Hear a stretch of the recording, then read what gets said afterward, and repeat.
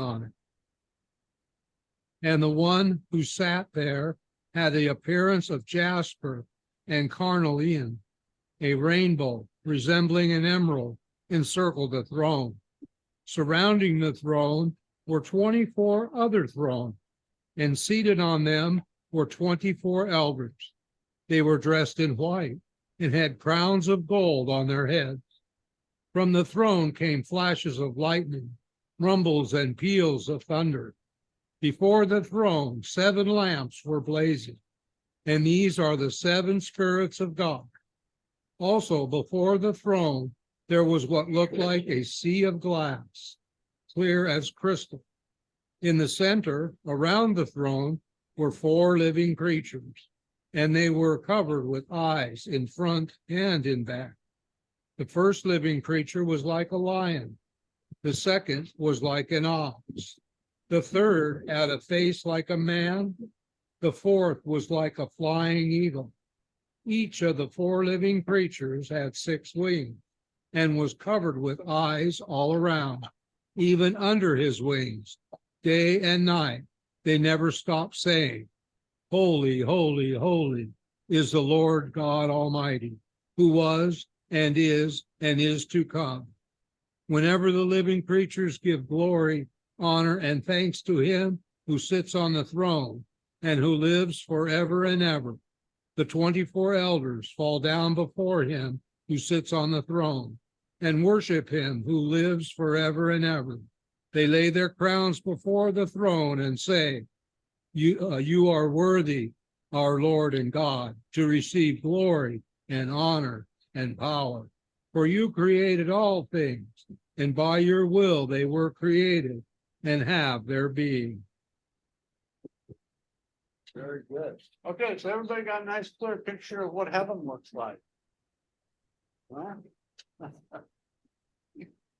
You don't have a clear picture of what heaven looks like. You don't know. Yeah. We can't even describe it. Not. Well, John apparently couldn't either. Turn in your Bibles to Isaiah, Old Testament. I'll be halfway through the Old Testament. Isaiah chapter 6.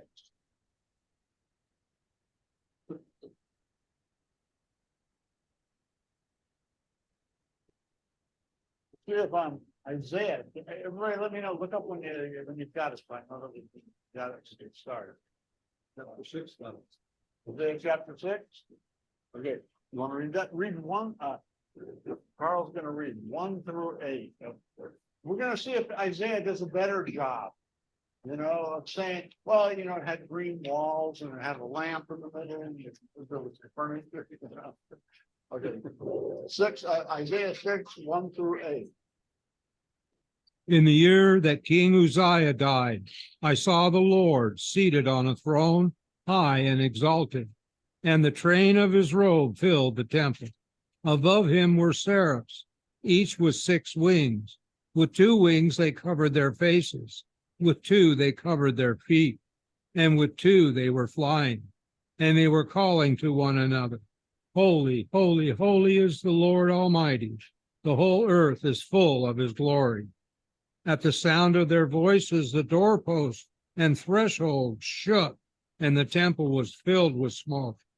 "Woe to me," I cried. "I am ruined, for I am a man of unclean lips, and I live among a people of unclean lips, and my eyes have seen the King, the Lord Almighty."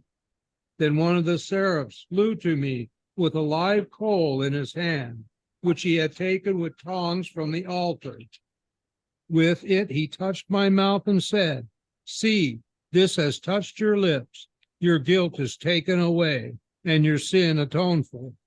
Then I heard a voice of the Lord saying, "Whom shall I send, and who will go for us?" And I said, "Here am I, send me." Yeah, how did Isaiah do? Did he do any better? Who are these seraphim and you know, and all these 6 wings, and they covered their faces and they covered their feet. Beautiful. Huh? Well, you know, it all sounds good, but it really doesn't really doesn't help them. Turn to Ezekiel. Let's see if he does any better. Because it's really. Carl, how's the voice? Fine. Ezekiel, what chapter? One, back the whole chapter. How's the voice? Okay. Ezekiel 1. All these guys, man, they're seeing heaven. They're taken up into heaven.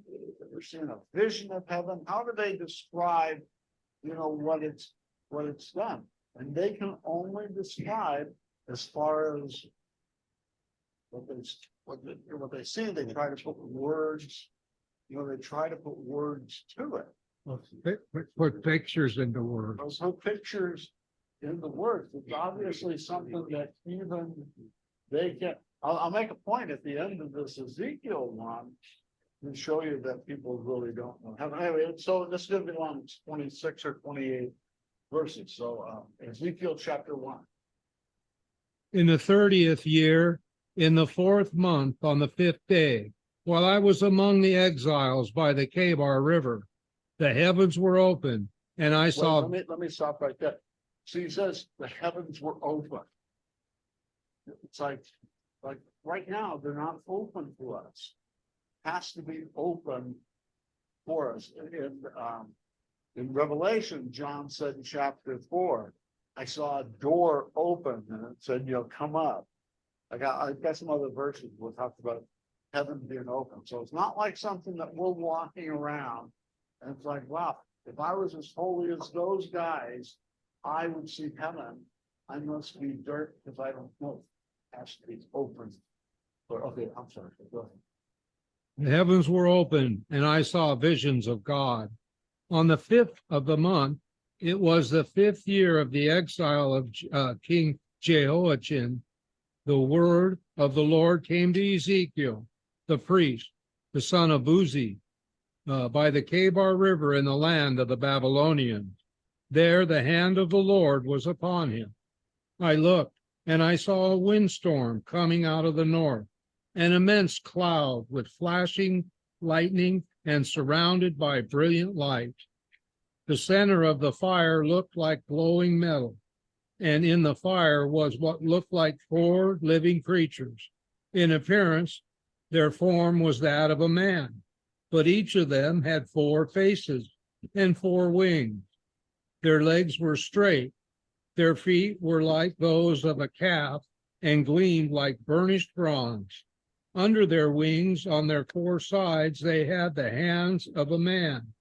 All 4 of them had faces and wings, and their wings touched one another. Each one went straight ahead. They did not turn as they moved. Their faces looked like this. Each of the 4 had the face of a man, and on the right side, each had the face of a lion, and on the left, the face of an ox. Each also had the face of an eagle. Such were their faces. Their wings were spread out upward. Each had 2 wings, one touching the wing of another creature on either side, and 2 wings covering its body. Each one went straight ahead. Wherever the Spirit would go, they would go, without turning as they went. The appearance of the living creatures was like burning coals of fire, or like torches. Fire moved back and forth among the creatures. It was bright, and lightning flashed out of it. The creatures sped back and forth like flashes of lightning. As I looked at the living creatures, I saw a wheel on the ground beside each creature with its 4 faces.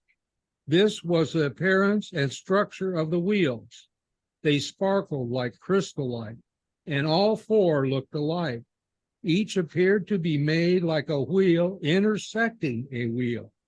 As they moved, they would go in any one of 4 directions the creatures faced. The wheels did not turn about as the creatures went. Their rims were high and awesome, and all 4 rims were full of eyes all around. When the living creatures moved, the wheels beside them moved. And when the living creatures rose from the ground, the wheels also rose. Wherever the Spirit would go, they would go, and the wheels would rise along with them. Because the spirit of the living creatures was in the wheels, when the creatures moved, they also moved. When the creatures stood still, they also stood still. And when the creatures rose from the ground, the wheels rose along with them, because the spirit of the living creature was in the wheels. Spread out above the heads of the living creatures was what looked like an expanse, sparkling like ice and awesome. Under the expanse, their wings were stretched out, one toward the other, and each had 2 wings covering its body. When the creatures moved, I heard the sound of their wings, like the roaring of rushing waters, like the voice of the Almighty, like the tumult of an army. When they stood still, they lowered their wings. Then there came a voice from above the expanse over their heads as they stood with lowered wings. Above the expanse over their heads was what looked like a throne of sapphire, and high above on the throne was a figure like that of a man. I saw that form what appeared to be his waist up. He looked like glowing metal, as if full of fire, and that from there down he looked like fire, and brilliant light surrounded him, like the appearance of a rainbow in the clouds on a rainy day. So was the radiance around him. This was the appearance of the likeness of the glory of the Lord. When I saw it, I fell face down, and I heard the voice of one speaking. Very good. Thank you, Carl. Yeah. Anyway, so Ezekiel, that's what he saw. And a lot of it's similar. I mean, he saw the 4 faces on the angels. You know, we saw that in, we'll get back to Revelation 4 next week. But in Revelation 4, he talked about those 4, about those 4 Satan, faces and that. Oh, yeah. But here's the thing. Like if you walked in and you saw that, you'd go, yeah, I'm in the right place. What's with those wheels? The cruise night downtown, or it said the spirit. It said that the spirit of the living creatures was in the wheels. Anyway, Gene, yeah. Who said Gene? I did.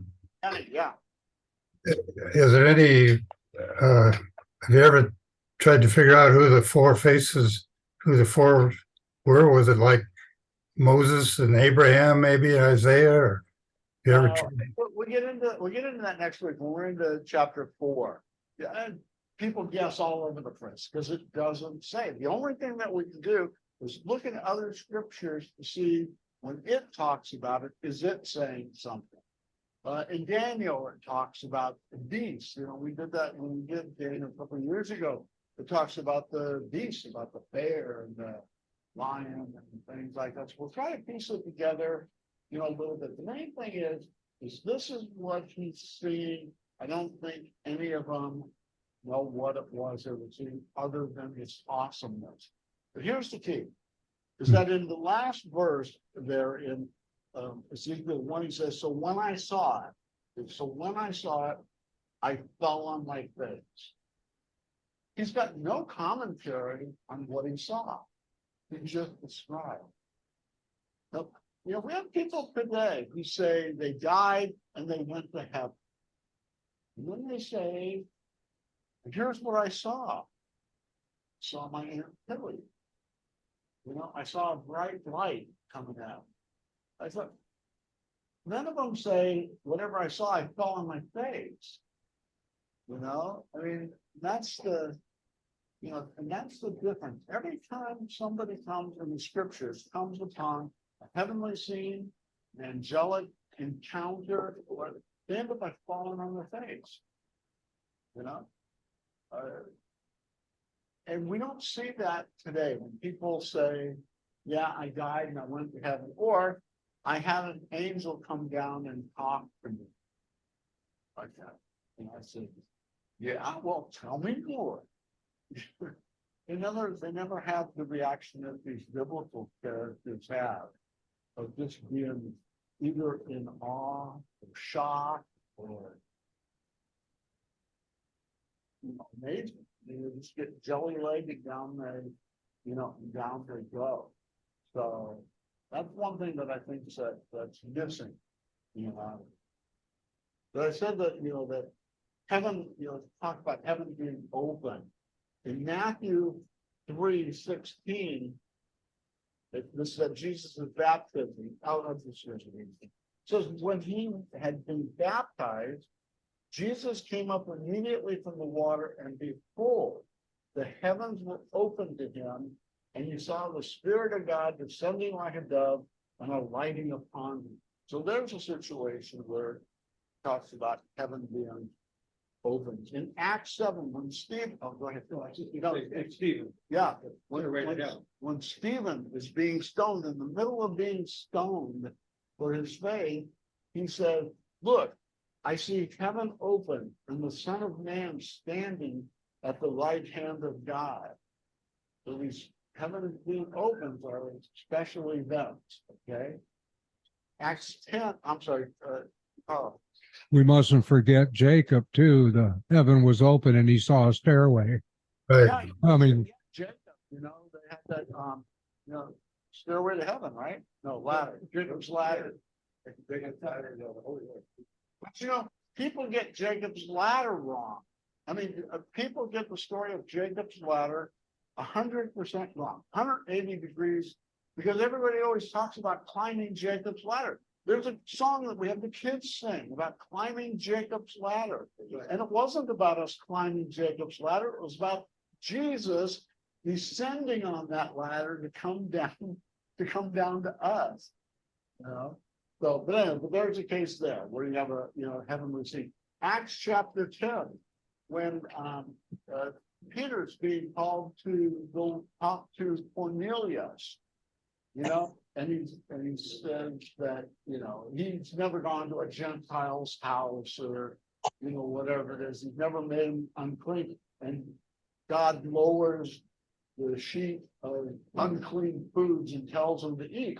But he says, and I saw heaven open, and an object like a giant sheet bound at the four corners descending to him and let down to earth. So again, the heavens are open. And Revelation 19, this is of judgment. He says, look, now I saw heaven opened, and behold, a white horse, and he who sat on them, called faithful and true in righteousness, he judges and makes war. But John is seeing this vision of heaven open and this white horse, supposedly given by Jesus, coming down to judgment, and doing that. So these instances of heaven being open and heaven being revealed. So when we're in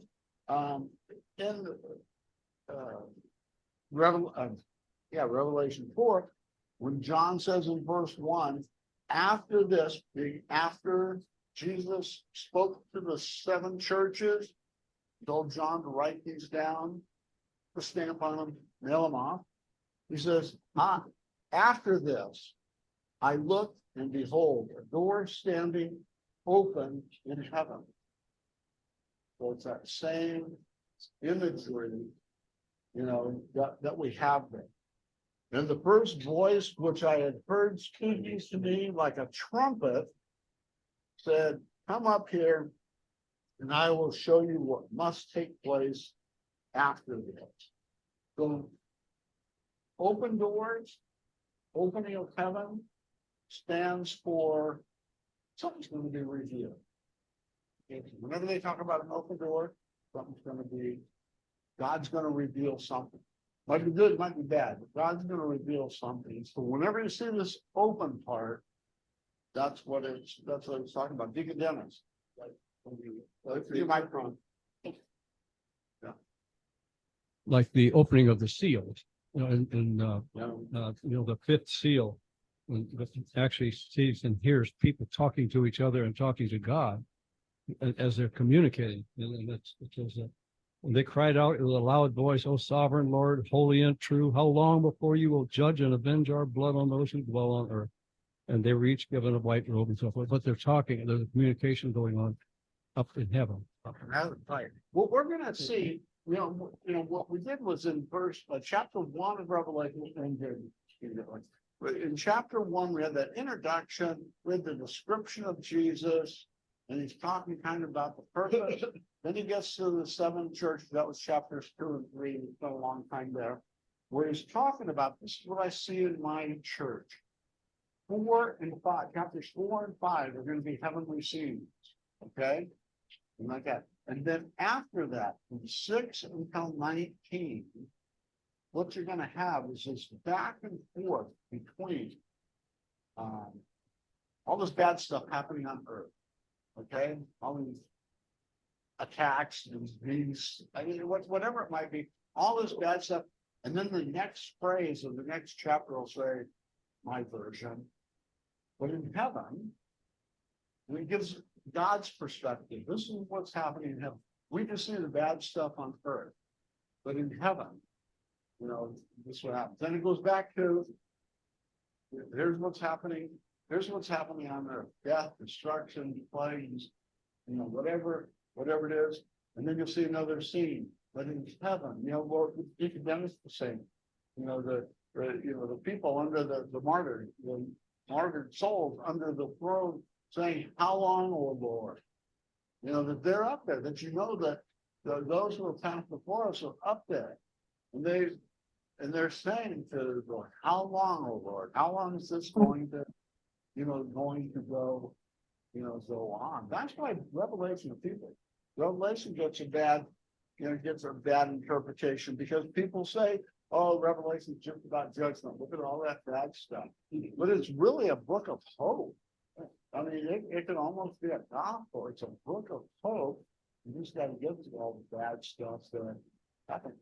And we're, all that bad stuff goes on, whether it's being physical because of the bad guys, whether it's a spiritual battle because of Satan and his demons and the effect that it has on the people in the world, and we may be collateral damage.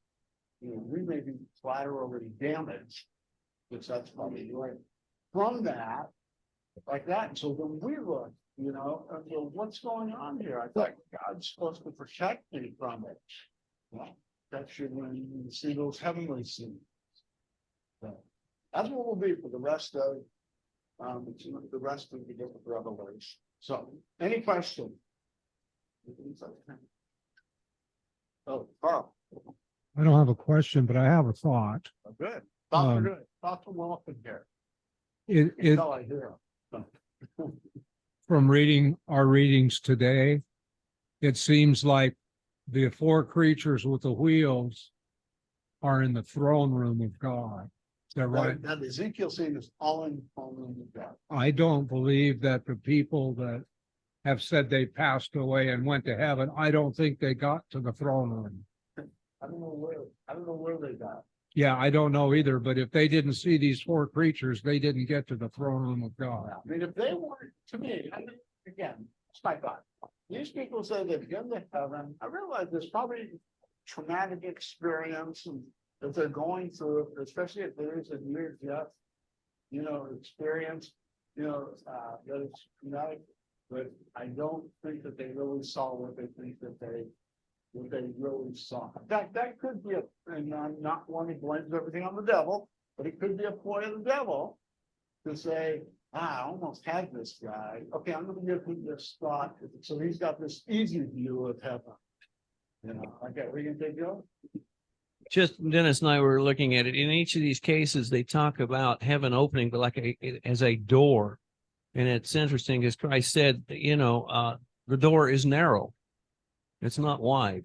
And so the same description of a door, it's a narrow way, kind of referring to a few.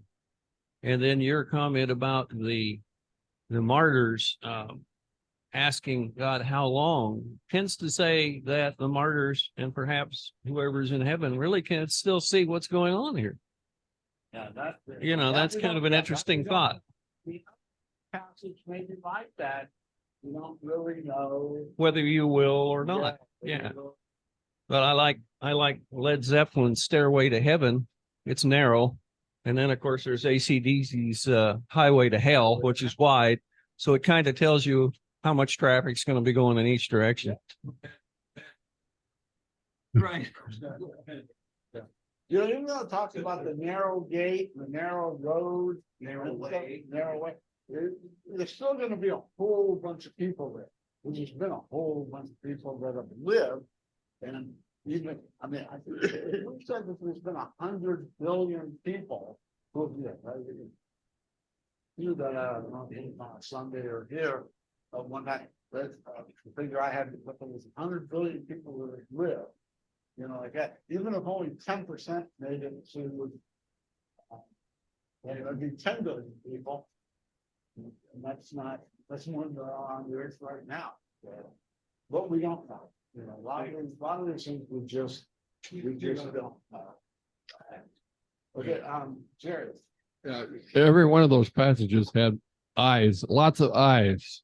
And so I'm just wondering if maybe that's the, so you make sure you see everything. Well, y'all have, I'm assuming y'all have study Bibles, you know, go through Ezekiel 1, Isaiah 6, Revelation 4, read your, read your study notes and see what, I don't teach from the study notes. I always leave the study notes for you guys to do. I get my stuff elsewhere, but you know, it just passes over that. No, but yeah, look at your study notes. Come back next, because we're going to be on this same topic next week, and let me know what your different versions of the Bibles or whatever, what your study notes say or what you're reading from it. Look at some of the cross references.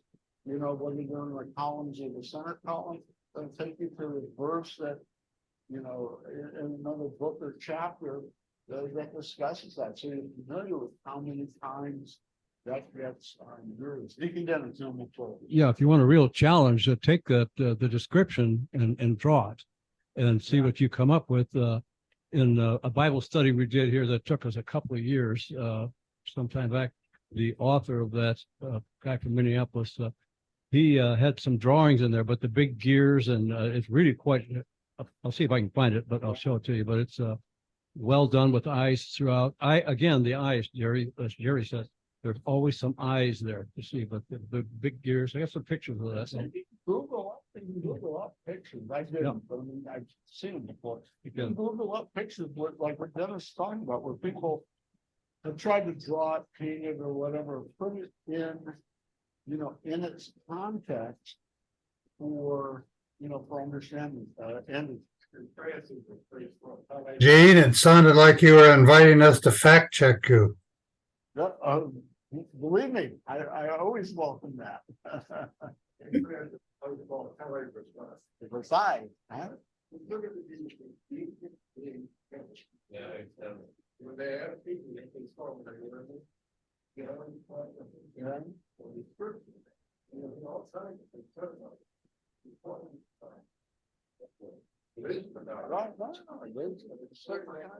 There's certain things that we're so in awe of that we just can't place the words, you know. I'm like that when I look in the mirror in the morning. What did I just show you? Yeah. Okay, let's we got the songs coming. Yeah. Dave, hope you have a good day again today. Thank you. Dr. Jones, say hi to Karen. Denny, say hi to Mary. Oh, Dave, say hi to Lyda. And who signed up? Is there somebody else? Oh, Howard signed up. Okay, let's make some music. Let's outdo that crying kid that was.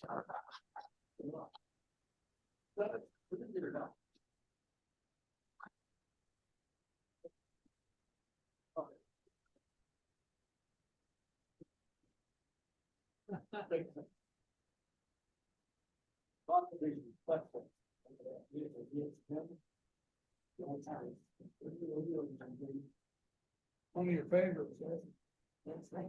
A great hymn. Love it.